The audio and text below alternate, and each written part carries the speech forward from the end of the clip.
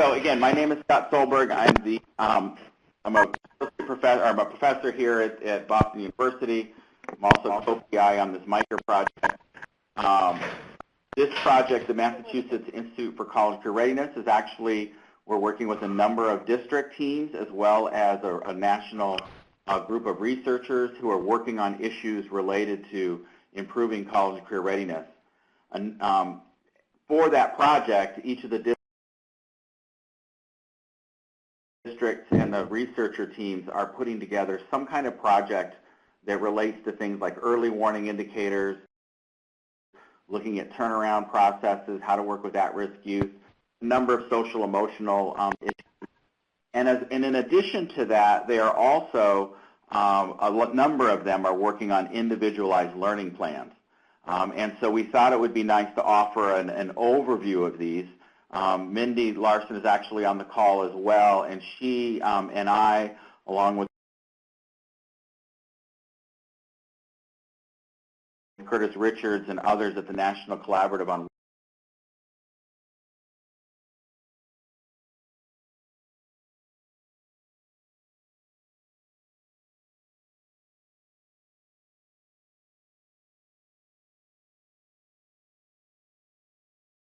Workforce and Disability for Youth, have been working on research sponsored by our Department of Labor's Office of Disability Employment Policy, where we've been looking nationally at what the nature of ILPs are, as well as what are some of the implementation strategies that seem to be promising.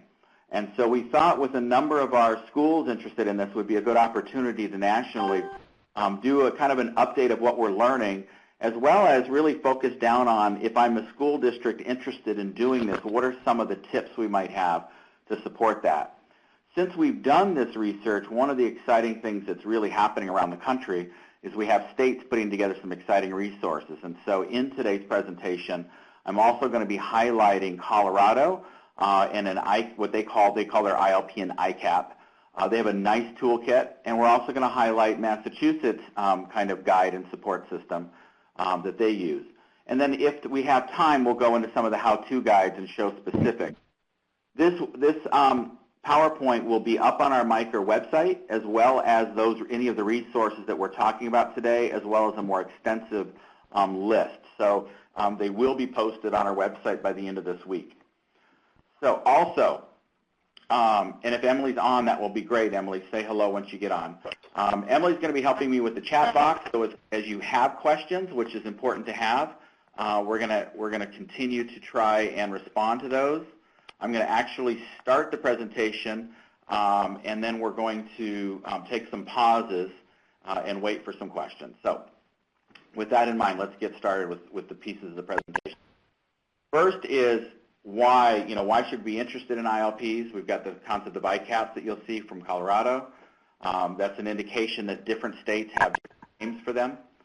There's also taking a look at the perspective on transitions in college career readiness. We're going to go through some of the evidence, compare some of the ILP-IEP process, and then talk about, again, some of the implementation strategies that we should consider. Boom. So as I mentioned, that the work that I've been doing on ILPs with Mindy and Curtis Richards is out of the National Collaborative. They're really focused on not just only helping youth with disabilities make successful transitions, but all youth, and really finding that all youth have key issues, some of which is really focused in our work around career and education planning, but certainly there's specific issues for youth with disabilities, and we'll touch on a few of those as we talk about it today. One of the things as we get into ILPs is we have to do a lot of convincing. We have to explain to our teachers, we have to explain to our community, we have to explain sometimes to our school board. We also have to explain to ourselves, why do we want to do this? What's the point? And so I want to share with you kind of a framework we've been using to kind of make the case for why this is important. And it's really about economic return on investment.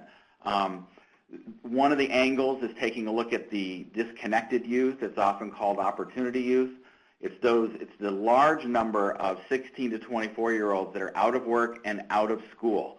And there's a large focus starting with the Workforce Innovations Opportunity Act coming out of the Department of Labor that's specifically focusing on this population, because they know that if we're not doing interventions to support their success in these transitions from middle high school into adulthood, that it costs us on both ends. It costs us because we're putting out more money to support the kind of social costs that are involved, but they're also not going to be they're not going to get to the higher income jobs as readily, and so as a result, the tax base gets impacted. So it's there's three reasons why they want to get involved. One, to stop the amount of money we have to spend on support, also to increase the quality of life, and to increase the quality of the community. So those are kind of the three angles that get looked at about why we want to be interested in this.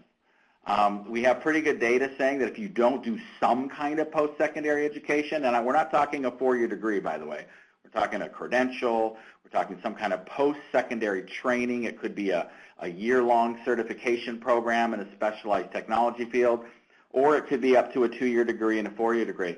If you're not doing that, your economic outcomes, the breadth of careers that you can enter are quite narrow, and the cost to your quality of life quite severe. So there's a recognition nationally that we need to support youth, all youth, in having plans, having some kind of post-secondary planning that basically says, here's what I'm going to do after my high school experience. And then Massachusetts, this is the state we're doing a lot of our work in right now, and we've got really good data, economic longitudinal data saying what are the gains economically. So, these are the kind of ways in which we can frame the why should we care about career and education planning, and we'll discuss the nature then of what an ILP is in relation to that. Another piece on the opportunity cost, and then here we go. So let's talk about the nature of an individualized learning plan, and after I get done talking about the nature, we're going to pause. You can start putting your questions in now. If Emily feels like I'm losing you because we didn't explain something, she's going to interrupt and get right in the conversation. Otherwise, in a few moments, we will take a break and want to hear some questions about what we've presented so far. So, what is an ILP? States all have different names. In fact, we have a map of this I'll show in a moment that we've got like 38 states and the District of Columbia all investing in some way in these ILPs. But we got so many different names that we talked about the ICAP, which is the Individualized Career and Academic Plan. Washington calls it a High School and Beyond Plan. South Carolina calls it the Peach State Plan. That's an interesting one. We have the Academic and Career Plan that's going on in Wisconsin. So there's a lot of different names that it goes by, but they all have common features. And the most important part of it is we're trying to personalize the education process. That we know that as students enter middle school, all of a sudden they've lost the homeroom, they've lost the quality of the interactions.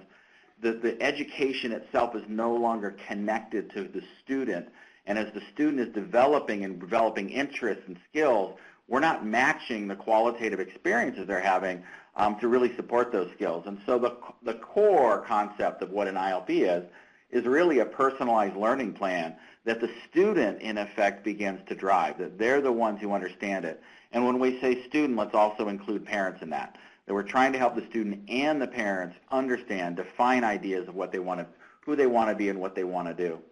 We will also say right up front, it is not a decision-making plan. We are not trying to help individuals in middle school decide on their career pathway. What we're doing is using this career development process to build their skills on how to navigate and think about the connection between their academic experience and their future life opportunities. And it's these skill sets that we'll talk about in just a minute that really the ILP seems to center around. Oh, I keep pressing wrong buttons here. Let me get over to the right one. There we go. So here's an example of a map. This is something that ODEP put together based on our research when we did a national survey of the different legislative languages that are out there. What's nice about this map is you can click on your state and see what's going on, and it will tell you, in this case, blue is Colorado. So if we were to click on that, we would see that it's called the ICAP. We would talk about that the state actually has a mandate. Some states have no mandate, and some states have it being, they really support it and encourage it, but they don't have an actual legislative mandate. But when you click on the state, what you also get is what legislative or what other kinds of resources may be from that state. And so it's a nice way to kind of see if you're looking at your own state or you want to compare to states that are like you. It's a nice place to start as well. So what is it exactly then? We talked about it as personalizing, individualizing, but what really are we talking about? The ILP has two components, a document and a process. We'll talk about the document for a moment, but we're going to spend the majority of our time really talking about the process. The document is that students are creating some kind of course-taking plan for middle and high school that's aligned to some kind of post-secondary goal and career goal. So by post-secondary, for example, it would be, what's that pathway to get to that career? Is it a degree in science? Is it a degree in astrophysics? Whatever that thing may be that I've decided I want to go for, how does my coursework align up? What is it that I need? And helping the family realize they may need to take some higher courses and AP courses to be able to get into that higher, to the more challenging schools and things like that. They know that up front, and they're then in charge of kind of defining this pathway. It also becomes a documentation to indicate what kinds of development am I going through. So what awards am I getting? If I'm getting certifications in tech education or some kind of skill base, I can put this into my ILP. So it becomes a place, a single place, where I can tell the story of my own development, my personal, emotional, social development, leadership development, my career exploration, my dreams, my aspirations. All of this can be documented, and usually it's done in an online system in a way that I now have it, and I can continue to redo it. I can reevaluate it. I can continue to take assessments and evaluate the results of those assessments, and it keeps it all in one place. And more, these vendors that work with these online systems have a way for parents to participate as well, which is really, really exciting. So that's the document. But now let's talk about the process. The process is really around 3 skill areas: self-exploration skills, career exploration skills, and career planning and management skills. Let me go through what each of those are. With self-exploration, we're talking generally about their understanding, their self-understanding of their interests, their skills, and their values. And we want them to kind of have that as a toolkit. Who am I? What am I all about? What do I like to do? What am I not sure about? What do I need to develop? If there's a skill I'm interested in, I may have an interest in it, but maybe I need some additional opportunities to develop into those skills. This is a component that we know a lot of us use the John Holland's code, the RIASEC model for personality interests and all. So helping the student understand what is the RIASEC and how does it relate to me is a skill base. And what we want is for them to understand that those patterns of interest, skills, and values connect in some way to the world of work. And it's that awareness, both of self and that connection, is what we're trying to do with self-exploration. Career exploration is really skill sets around understanding the different opportunities that are there within careers, understanding the process of the post-secondary, so what are the college and the post-secondary learning opportunities, whether it's a training program, that I can now engage in a pathway that will get me to where I want to go. Career exploration also can involve labor market information, so what occupations are really out there and are going to be out there? What are the economic outcomes of my different occupations? And then we can also use decision making around, as I start to look at some of those post-secondary opportunities, what costs more, what costs less. So evaluating a 2-year program versus a 4-year, being out of state versus in state. My favorite was when my son did that and realized that leaving Wisconsin to go to a college in Colorado was very expensive, and so it helped him to kind of think differently about where he was going. And for those of us in our own states, we want to keep our potential, our future in our states. So helping them really realistically look at their opportunities and the economics of that is all part of that career exploration. Career planning and management skills, that gets into a whole other domain. This is what everything's about, right? It's the ability to explore the world of work in the sense of getting jobs. It's also about one's soft skills. What are my social emotional development that's going on here? Leadership. Colorado throws literacy as a key component, financial literacy. There's all of these elements that are these other things that we know are necessary for you to be employable. That goes under the career planning and management skill area. And that's the neat part about ILPs, is what we're doing then is we're leveraging the student to start defining the future pathways of development that they know they want to pursue. We're finding from our research that they start going out and finding work-based learning opportunities because they're interested in both exploring that career more, but also typing. We're waiting for Karen. Here we go. How are states integrating academic and career planning with personalized learning? Excellent question. So, in effect, the key is that when the student and the family, but let's take the student for now, when they go through this exploration process, and in that exploration process, they're defining these different career pathways that they're interested in, the system helps them look at the courses that they need to take in order to get there. And part of the core component, one of the essential characteristics of the ILP, is creating this course plan. And the neat part is then we can evaluate as educators whether there's alignment between the planning that they have and their ability to match into that future career pathway. So excellent question. I hope I answered it, Karen. So yeah, so we'll be, Minnie was asking, we'll use the chat box that's down at the bottom there that you can all, you can write into. What is this one? Is there anyone else with a question? Otherwise, I'm going to move on. Okay, so next one. Talk about some of the research. You know, the college and career readiness as a national initiative. Citing of the esteemed Professor Whittemore. Okay, we're going to need whoever's on to please mute or hang up so that I can, because we're getting some background noise. That in the college and career readiness, they originally conceived that as really how well you were getting your test scores and your, now we'll call them Common Core assessments. How were those aligned with the skills needed to enter and succeed in college?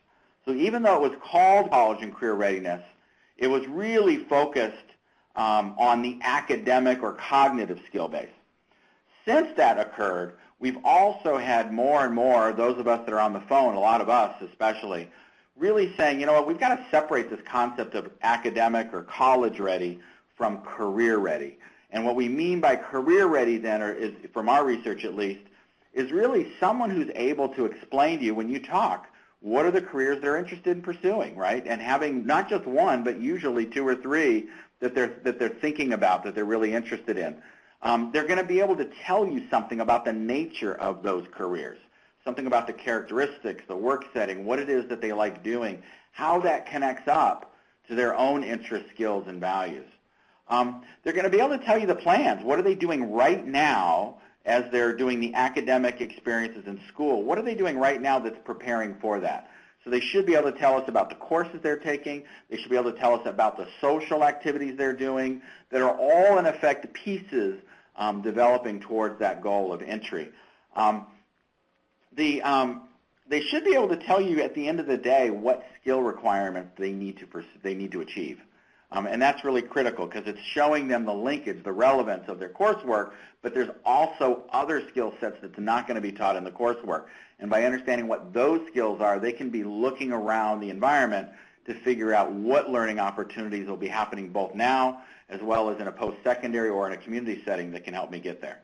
And so that's kind of the core. And what we found is these students that are doing this, that are able to articulate those key areas, they report better academic or higher academic self-efficacy, more decision-making readiness. They have less psychological, emotional stress, less academic, and they're also finding school relevant and meaningful. And so it's telling us, and these we'd call resiliency skills, it's telling us that these students that are kind of actively engaged in this career process to the point that they're becoming career ready, they're organizing their behavior and their way of being in the world in a much more self-regulated, agentic, self-determined, feeling grit. You can throw in a lot of neat terms in there, but it's all the same thing, right? They're moving and they're directing their course of their life. And that's pretty exciting to see. So the question then, of course, is the ILP then, or at least as we believe then, the ILP driving that process. And from at least correlational, and I know it doesn't lift up to the level we want to get some experimental work on this, one of the needs we have. But what we have found is that when students have reported that they're engaging in ILPs, it then seems to have a direct impact on their setting goals. And by setting goals, we don't mean academic, career, whatever, it's just that they're engaged in goal setting. They're thinking about their future and the steps that it takes to get there. More motivation to attend school, finding it meaningful, enjoyable. And all of that goes into academic self-efficacy. That sense of competence that I have the ability to do the coursework, the reading, the test, the prep, all of those things is this kind of highly agentic individual.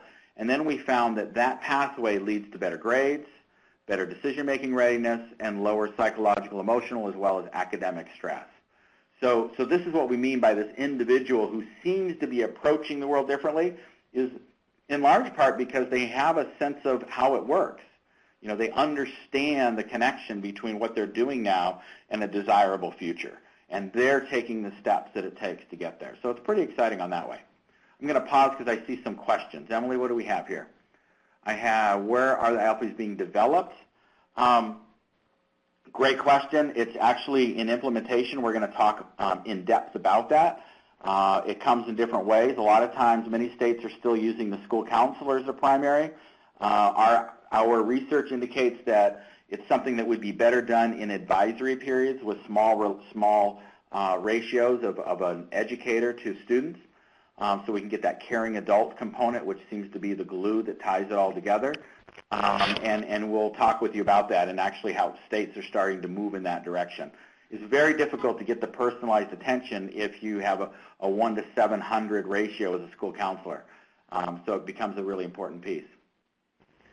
So there was one other question, Scott, too. What platforms are being used for ILPs? Yeah, a whole bunch. A whole bunch. So we have a number of vendors that are out there. We don't advocate for any vendor. In fact, we work with them all, and we love them all because they're all in it for the right reasons. But you would know Naviance would be an example of one. Career Cruising, Cooter, the Career Information System out of Oregon, the Oregon CIS, which actually has many state systems as well. You have, I said Cooter. Let's see what else. You got the WIS Careers, or what they call now Career Locker. These are, and then there's others that have come up more recently that are all interested in both the career exploration processes, linking up to jobs, linking up to colleges, things like that, and they have an online documentation system for the portfolio. So there are many different systems. One of the interesting things happening is states are beginning now to bring in one system that everyone can access for free, which has been one of the challenges is paying for it. Emily, did I miss anything else? No, I think there's actually somebody typing a question, but okay, so College on Track might be another one that would be out there. And there, like I said, there's many of them coming in now that's interesting. I want to bring in the issue around disability for just a minute. All of our research seems to indicate that the processes around career readiness are similar for students with and without disabilities. In fact, the data that I'm using to support what career ready looks like was actually from interviews of students with disabilities, and it replicated some work we had done previous to that. However, this path analysis that I showed you, right here, does not replicate directly for students with disabilities. That as they're feeling a sense of competence academically, which those of us in the field call, can refer to social cognitive career theory, you know, it basically says that as I start feeling competent in an area, I naturally start gravitating towards careers and become interested and want to think more about careers that are similar or consistent with those skills. We did not see that automatic transfer going on for students with disabilities. And what we're believing, our hunch is that we need to be thinking about what kinds of encouragement we're giving students with disabilities about their future careers and about the fact that, yes, they can be successful in what that looks like. So what we're saying is that the process of translating skill development into career interests and pursuing those careers is more complex for youth with disabilities, and we need to think about that in a more complex way and really think about how we're designing the learning environment and our own selves as educators to make sure that we're creating that very positive learning environment that's very encouraging. And we've got to translate that to parents too. We have to help our parents see the possibilities as well. One of the issues that comes up in a lot of our conversations is how do ILPs and IEPs connect? And if you're in a school district and you're trying to implement this, they're going to ask these questions. And so it's important to have an idea about what's going on.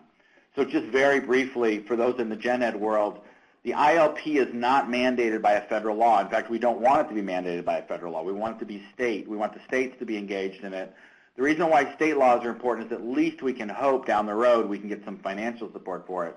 But it at least organizes our roles as educators around needing to deliver that if there is some kind of state mandate. But the IEP is a federal, there's federal rules involved in how the IEP process goes. And when the student is 14, and in many cases younger, we're talking about middle school, a lot of districts are wanting to work on this, there's a transition plan that has to get developed to start thinking about that post-secondary experience. And that's what the ILP becomes, is a facilitator to help that transition plan really get some legs, become more robust, and if it's done well, have it driven by the student and the family so that it's not being done by the educators, but the students and families are actually driving that process. So what we're looking at then in some states, which we're really excited about, is that the ILP is necessary to inform the IEP. So in other words, what goes in the transition plan must first have been designed by the student in relation with their family before it can go into the transition IEP. Kentucky is a good example of that. Very exciting to see that.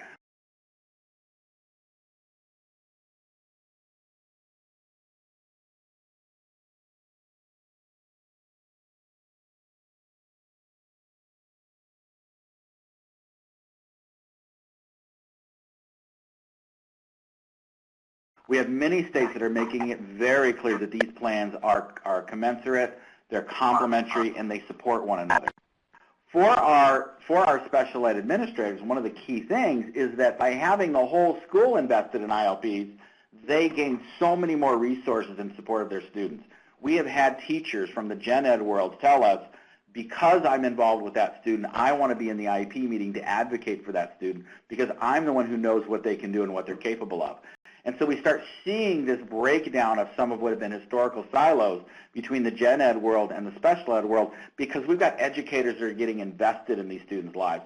Very exciting when we see that going on. Dan has a great question here about the voc ed. You know, the voc ed already has the ILP stuff going on. It's part of the voc ed piece. So yes, very much it's along. And now what we're doing in Massachusetts is bringing it up for the whole population. The career and technical education has built the system that allows ILPs to operate. And so those of you that are listening on the call saying, hey, we do this all the time, yes, you have. And not only that, you built in the 16 career clusters. You built in the career pathways. You designed it so that I can press a button and now see the academic coursework that aligns to all that. This is so critical to the success of ILPs. Where we're engaging, or what we're adding to this whole process, right, is we're also adding in self-exploration skills and the career planning and management skills. So it's not in any way, it's sort of like it's almost like we're taking together the best of what career and voc tech world has done, along with career development, along with workforce development, and we're trying to tie all of this together. But thank you, Dan, for bringing that up, because we always need to remember to give a shout out to how critical the career tech ed has been to building really what's underneath and makes these systems work. I want to pause here. I'm going to go into implementation. That's where we're going to have more of the discussion today is really, so how do we do it? But let me pause here for questions, clarifications, any misunderstandings or anything or stuff that we need to have. It would be great to hear. Sharon is typing. It's great to be able to know Sharon's typing. I love this system. And Emily, while she is doing that, is there anything that I'm missing so far or that we need to clarify? Or Mindy? Do you have anything that you want that I'm from our previous presentations, or is there anything that I've skipped over? I guess I can ask one kind of clarifying question that folks might be interested in. So at the beginning you had mentioned, you know, a lot of this leads, obviously the whole point of this is to lead into college and career planning. Do you know of any systems, I know Aaron Eastman asked about systems that are available. Do you know of any systems where it's matched actually to create a virtual resume? Most of the systems will enable all of the work you've done in the ILP to press a button and it creates a resume, if that's what you mean. So all the information builds up, you press the button, your resume is designed. It's a Word document, you can go and edit it, but it's pretty awesome. It's pretty cool. So you can actually, and in some of the systems you can just decide which components of the ILP you've done so far that you want to put into it, but it's pretty amazing. I want to, Sharon asked if it's going to be archived. We are recording the webinar today, so yes, it'll be archived, and we will also have all of the resources that we're going to be talking about in a moment, as well as the full PowerPoint presentation will be up as well. I've got Donna typing. I'm going to let her finish, and then we'll move on to the implementation strategies. Well, Donna, we'll let you go, and we'll come back and loop back on that one. So let's talk about the implementation strategies. There's a number of things I'm going to go over today in this conversation. One is we cannot stress enough the importance of communication materials. I began this whole presentation saying, those of us on the phone, many of us know about it, but the issue is how do we sell it? How do we explain it? How do we communicate it in a way that everyone feels that this is something they want to get involved in? And it's been a big challenge. So when we studied states nationally and we really dove into it, it became clear that parents didn't understand it, other teachers didn't understand it, leaders, the principals didn't understand it. And so we needed to be really spending time on the kinds of communication materials. And so I'm going to show you what Colorado's put together to help with that, some of the stuff in Massachusetts. So you don't have to start from scratch. You can actually see how other states are beginning to help with this. And in fact, that's what the states have been doing, is kind of taking this work we've done and building the toolkits that you need so that you don't have to invent it if you're at the educated level. Second is grade-specific curriculum. A lot of times we'll do activities, but no one has really spent the time to build a curriculum that is aligned to, say, Common Core or some kind of outcomes, right? We believe that if you're interested in learning, it's going to show up on your grades. It's going to show up on better writing, and we can link and get them motivated to engage in more writing skills when they're involved in career development. So that's one piece of the alignment. The other part of the curriculum is what kinds of self-exploration skills do we want them to have in middle school? What kinds of career exploration skills, career planning and management? And we want to think about balancing that across their whole career or lifespan within the K-12 system so that it's going towards tangible skills that we can then demonstrate, either because it's inside the ILP or they're doing other performance measures for us. Using online systems, which we've already talked about, and the e-portfolio becomes a critical piece. And Donna was talking about CUTR. Yep, all of the career information systems have an e-portfolio that are very nice. They all look a little different. They do different things, but they're all kind of a primary component to pretty much all the online systems as they're built these days. So the other kinds of implementation strategies, some mentioned before, so who's doing it? Where does it reside? We're advocating for a whole school implementation model, that every educator has a small group of students that they're responsible for. Advisory periods appears to be the best way to do that. We have many places where advisory periods are being customary. I've worked with districts, taken this concept and gone back to their school committees and to their unions, and in a year later they've got advisory periods built out so they can do this kind of work. So the problem we've had with advisory periods, at least in my experience in working with schools, is what are we going to do now, right? There was some character ed that was going on. Well, the ILP becomes a great place to do it. And it doesn't have to happen every time. The students that we interviewed and did research on thought maybe a couple times a week was really effective. They didn't want it every day, and they didn't want it quarterly. They wanted something in between. The other thing why it's important to do whole school implementation, and by the way, by whole school implementation, we're not saying the school counselor, the special ed coordinator, or the career tech ed coordinators are not involved. If anything, they're part of a professional learning community to enable and support those teachers in doing it. So they are definitely core to the process. They're just not necessarily doing all the day-to-day implementation. But one of the things that happens is when you have a whole school is you can do these student-led parent-teacher conferences as well as more effective student-led AP meetings. And this seems to be one of the most powerful opportunities that comes out of the ILP. So much of our conferences and our discussions with students and families is around testing, it's around behavior. The ILP becomes a conversation about future. It becomes a conversation about hope and about excitement. And the parents that we've interviewed that have gone through this process think that their schools are the greatest schools in the history of the world. They love this, and they want to be more connected to the school around these conversations and discussions. So it's an incredible opportunity, but again, if I'm a school counselor and I've got 750 students to work with, or 500, even 300 students, it's hard to get the intimacy to personalize each student. In one state that we interviewed the parents in where it was a school counselor who was doing it all, they said it felt like speed dating when they did these parent-teacher conferences. So the personalization, the caring adult, that is when I say it's the glue, it has a very powerful force when there's an educator that knows something about my child, knows about their hopes and dreams, and believes in that child, has a major effect. The students demonstrate that belief in themselves in the meetings, and you can just feel the energy, and the parents are just fired up about it.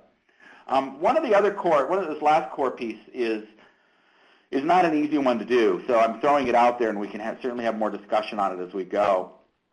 But it's this issue around getting work-based learning opportunities available for our youth. And with youth with disabilities, this is a very critical issue. The point here is that we need the employers, the employment community, to be engaged with us as educators. But how we do that is part of the problem. It's like, where do you have time as an educator to go out and make all these relationships happen? I'm going to show you an online system that just got created out of Massachusetts. It's brand new, which is one example of an answer for that. A lot of the career information systems that we're working with will enable you to work with their chambers of commerce to try to build out kind of an online opportunity where students can match up with these different employers. So there are technology systems. I'm going to show you one that appears to be a pretty easy, looks like more of a free exercise for now. So Dan, we have a question from Dan. Oh, sorry. From Dan. Can you explain what a student-led parent-teacher conference would look like? Yeah. So in the schools that we worked with, a lot of times there was a PowerPoint presentation where the student would go through what have they learned about themselves this year, what are their interests, values, and skills, what are their careers they're interested in pursuing and why, and then the best part of the conversation is, so what are they doing right now to get ready for it, and what are their plans for next year? So it became a way of taking kind of stock and ownership about what they're doing, and a lot of times the parents never even knew. They didn't realize that the reason they were doing this volunteer activity was because it connected directly to an occupation that they were interested in. And so it was great. And off of that, by the way, we got to watch one district where they used these as exit interviews, and they would bring the business community in, and they would interview the kids about their experience in school and where they were going, and they used the ILP as the method for them to talk and frame their experiences. And so the employers were coming away saying, wow, look at the great skills these students have learned. This is exactly the kind of outcomes we've been asking educators to have. So it became a great opportunity to showcase the fact that there's so much more going on in school than just tests and just taking classes. There's a lot of development happening that they wouldn't do otherwise. I'm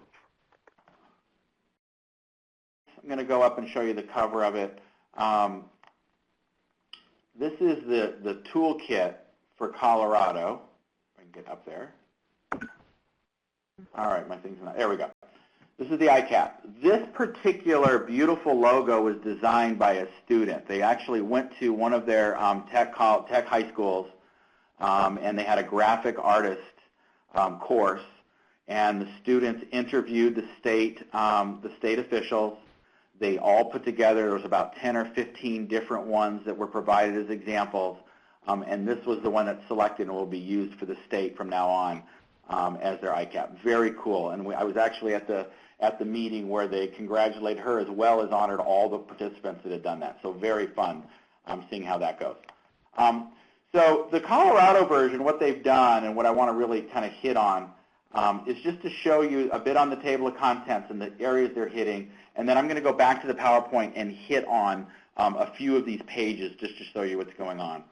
But what they have here, when they talk about the process, is they have indicators. They have what it is that should be going on if you're doing this well. They also have the basics around why we should be doing this. What is the messaging? What are some of the pieces that are going on? They have some plans, the district action plans. It's all put together in a nice piece. So I'm holding it out there. You can easily go on and Google it while we're talking right now. I don't want you to be watching it too much, but certainly you can if you'd like. I'm going to try to get out of this now. How do I do that? So here's an example of one of the pieces that I like. So in a nutshell, for example, very concise, description of what this whole ICAP, as they call it, is about. They've done a nice job languaging it. This is a free resource. Certainly cite them if you're going to use it, but it's something that they're very open for you to take and use some of their ideas and some of the concepts. But again, what I love about it is the conciseness, the bullet points. It really frames what the ILP is all about. So let's just kind of go through some of the key points that they have. One, as we said, there's a future beyond high school. They have to have future education training. So they're already hitting it to say, yes, we know there's the good old days, but now there's reality and what we have to deal with. There's a multi-year process. So the idea is it's not something we do once. It's something that they build throughout their academic career. And then the other is that we're imagining a future, and it's about the student. And a lot of the stuff that starts coming in is how student-driven the words start coming up as a key piece. Emily, I'm going to be doing a whole screen, so if there are some chats, some questions, certainly bring them up, because I'm not seeing the chat room right now as I go through this. Okay.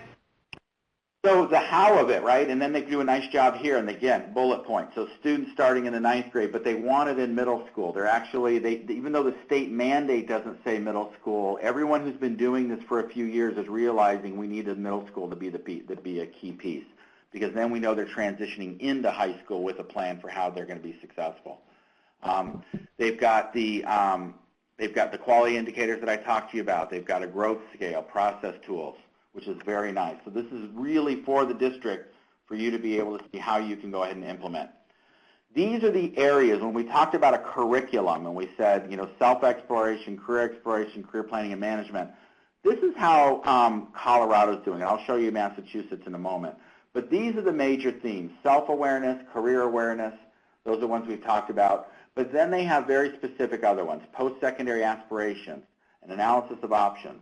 I like the environmental expectations. It's a big key. How are you thinking? What are the things that you're hearing from your family about what you ought to be? What is the community saying? How might they be influencing what's going on? Certainly the academic planning. But what I also like that they've added in at the bottom is financial literacy. And we know that if they're not taking into account future debt and the kinds of things that it's going to take, we know a lot of students are getting into trouble. So they've made that a primary piece into their model. All the other states I've worked with all agree that's critical, but the state actually wrote it in as one of their core outcomes. This is from the Massachusetts guide. What I like about Massachusetts, and I'm seeing it in all of the other states as well, is we start capitalizing the word all. That the ILP is for all students. They've got it in 6th grade. It's not legislatively mandated. This is their encouragement as a state that they're saying we want to put resources towards providing materials to support this effort among schools. We want you starting in middle school. We understand it's an instrument and a process, why we're doing it. So it's got a nice, again, concise, getting to the point about what it's about, and it's something that we can use to talk with parents, to talk among our other educators and things like that.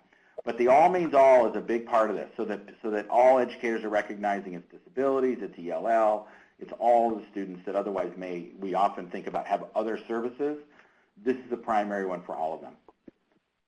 Okay, let's go here. This is how what we're talking about kind of maps into the aims of the Massachusetts model. They've organized it around academic skill development, personal social development, and then workplace readiness. So that maps onto a lot of the things we've been talking about. But each state has their own way of thinking about these things, and then we can map or crosswalk back to ILPs or other kinds of resiliency or grit or other kinds of activities we might be doing in the school. Questions?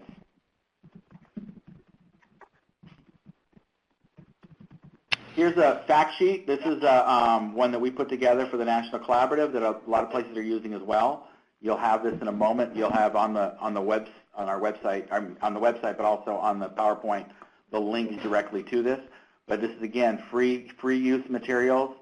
We just ask you to cite us as well as cite any of the states, whether it be Massachusetts, Colorado, or other materials that you'll see. But otherwise, you can use it and put it into your materials and develop your own personalized toolkits for your district or for your community. So, how do we go about getting this grade-specific career development curriculum is a big issue and takes some time. There are resources involved because you got to have planning time. Everything else is there. Lots and lots of resources for what activities, what we should do, how we should do it. But we do believe that districts should personalize it. If you're in a rural district with high tourism, what you're doing around the curriculum may be a little bit different than what someone might be doing in an urban setting or in a manufacturing setting. That the kinds of opportunities and the kinds of career pathways that might be available may affect the kinds of learning opportunities and how you might frame some of the activities that you're doing, and you should have the opportunity to do that. But there should be some kind of plan that's grade-based. And what we're suggesting strongly is that you establish a professional learning community at the district level for larger districts.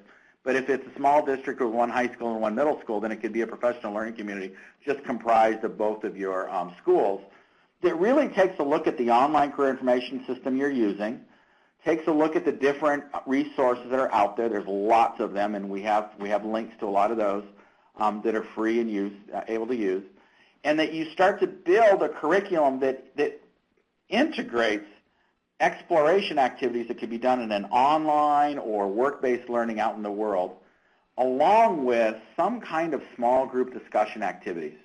So that way, again, the glue is the caring adult saying, wow, this is really exciting. Can you tell me more about it? That encouragement, that positive sense of this is really exciting, and hearing it from peers getting excited as well. This is where the power of this experience really takes off.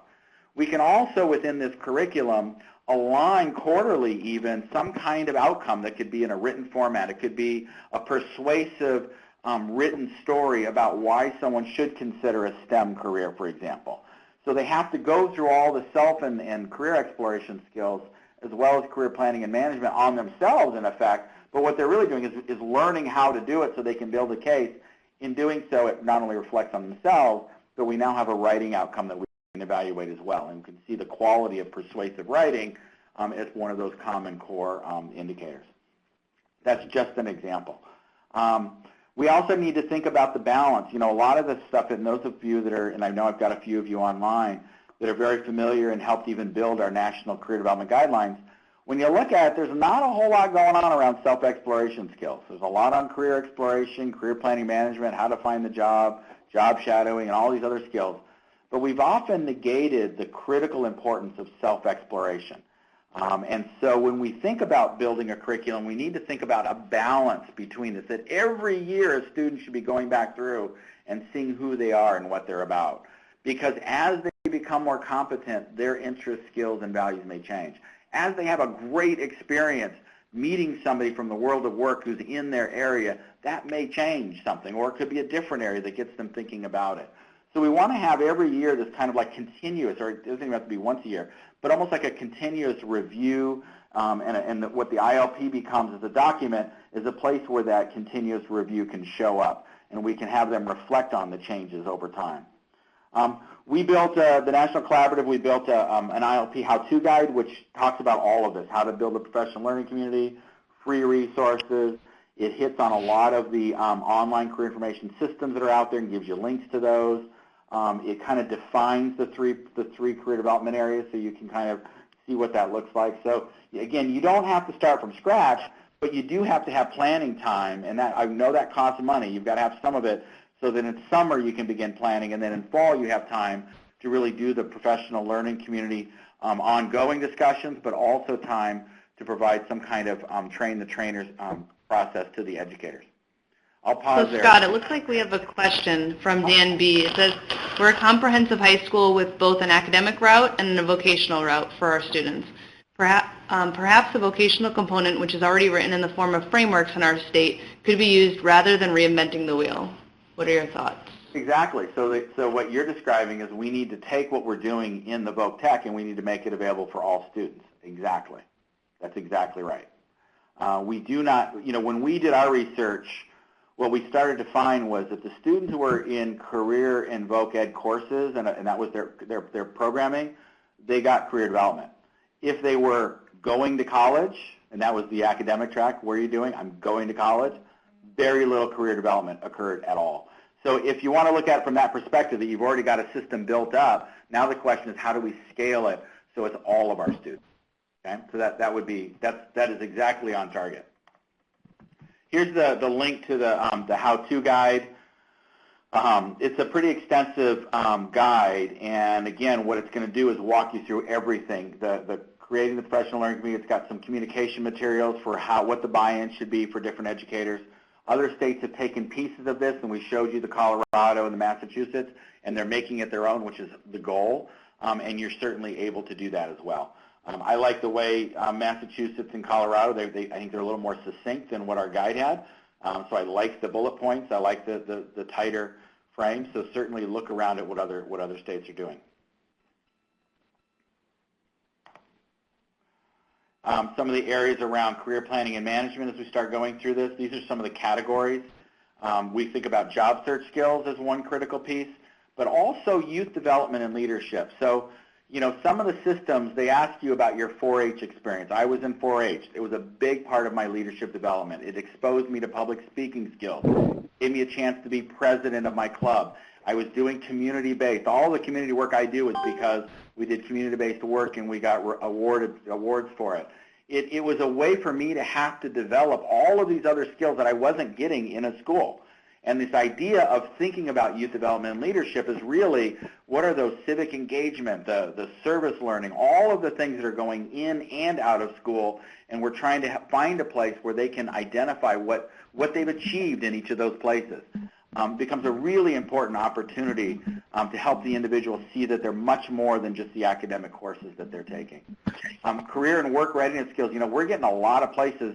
I know Wisconsin, you've got a great apprenticeship system. We've got it going on in Massachusetts around what they call connecting activities, which is around work-based learning, where the employer in both states, the employer, whoever gave you that experience, can document what skills this individual has learned, and that can be placed inside this electronic portfolio.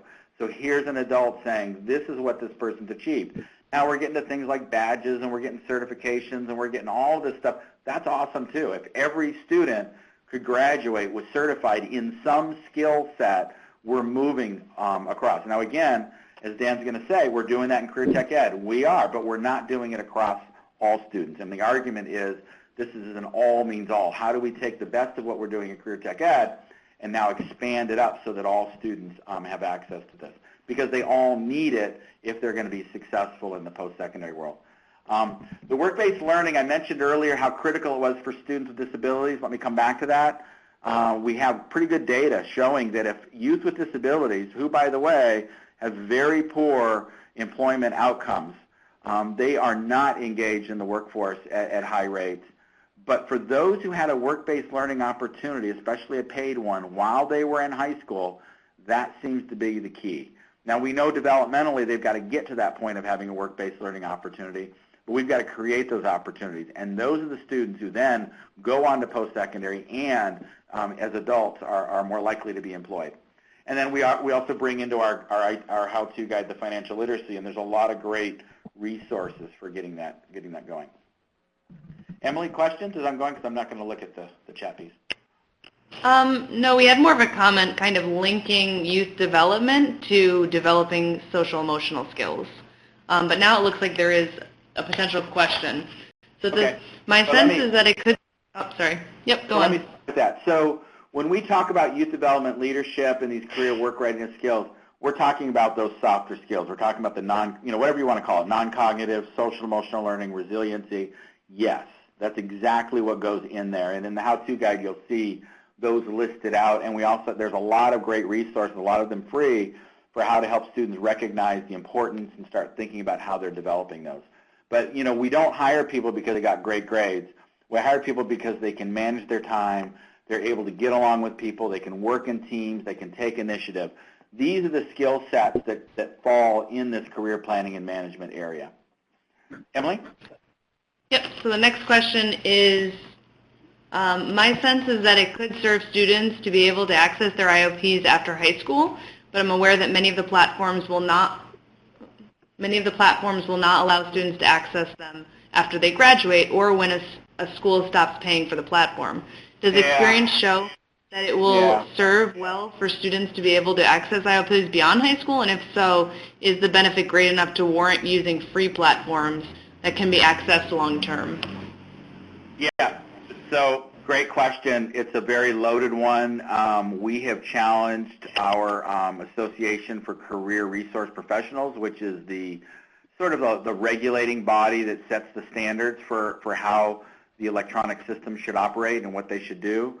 We've explained to them that this should be owned by the student, that there should be a universal ILP platform so that as they change schools, I mean, you mentioned after high school, but we've got students that are changing districts, and one district uses one system and another district uses another, or moving from middle school to high school and having each school using a different system.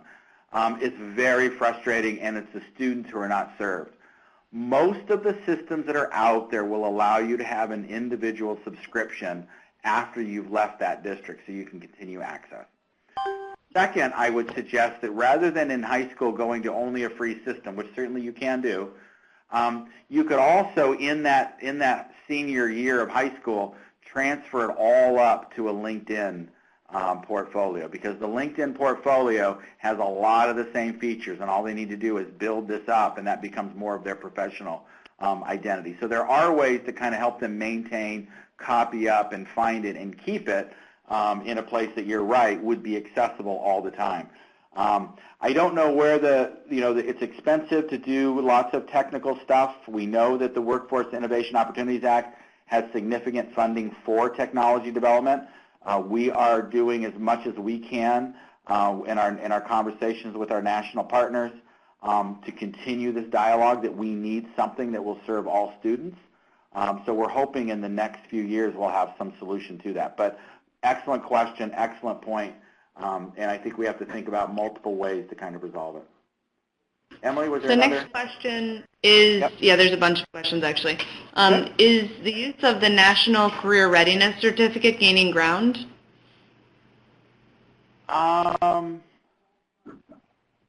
It's an awesome concept, but I wouldn't say it's gaining ground in terms of, I mean, I don't know that, I'm not hearing states grabbing onto it and using it as a core piece. But it's certainly one of the exciting things that are happening as people trying to kind of come up with that. One of the other areas that people are starting to talk about, and I know the National Career Development Association is very interested about is maybe how do we credential career educators so that it becomes a certification beyond just having a master's degree in counseling or a career facilitator certification, so that there's something there that we can basically have as a profession. So yes on all ends, and I think these things are starting to emerge. We also have work keys going on in ACT, which is giving a way for the individual to assess their workforce readiness skills, which is not catching on necessarily in full form, but it's certainly out there as one of the many things that are going on. So yeah, I'm not as familiar with the states I'm working with. I'm not hearing that coming up as a core piece. Next question. So the next question is, what strategies are districts using to train educators who would serve as the mentors who have access to the ILPs? Yeah, isn't that awesome? That's a great question. So what kind of professional development is involved so we can make sure that the educators are doing this in a way that works?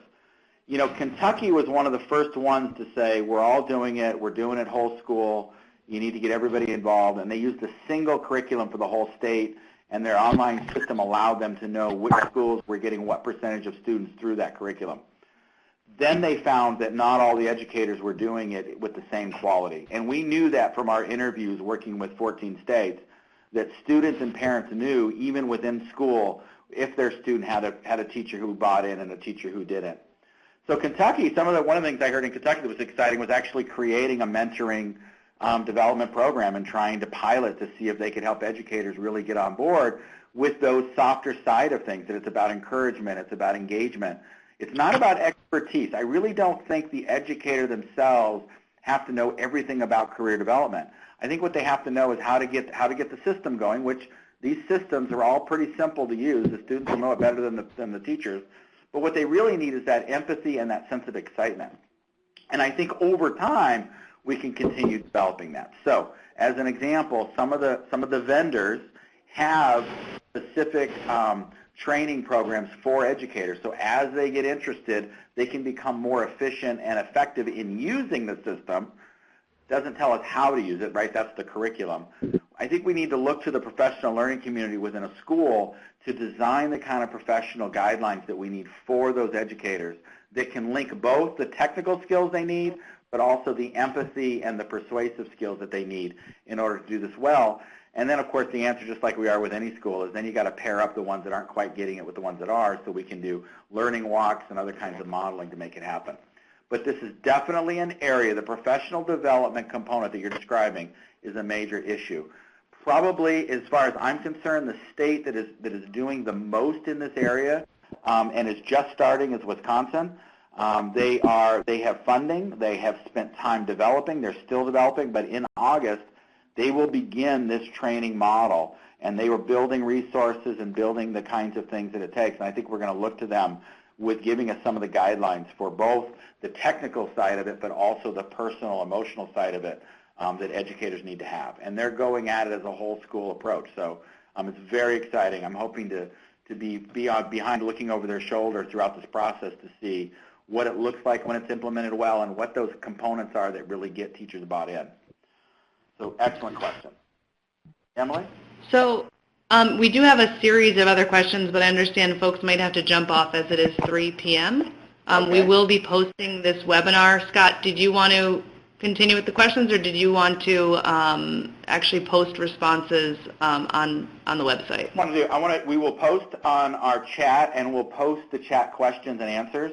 And if we add more, okay, we'll add that to it as well. But let me just apologize about the time. Let me just go to work-based learning right quick. I promise you there is something that can be helpful, but I wanted to first say you can't do it alone as a district. Workforce development boards, the chambers of commerce, they're also involved.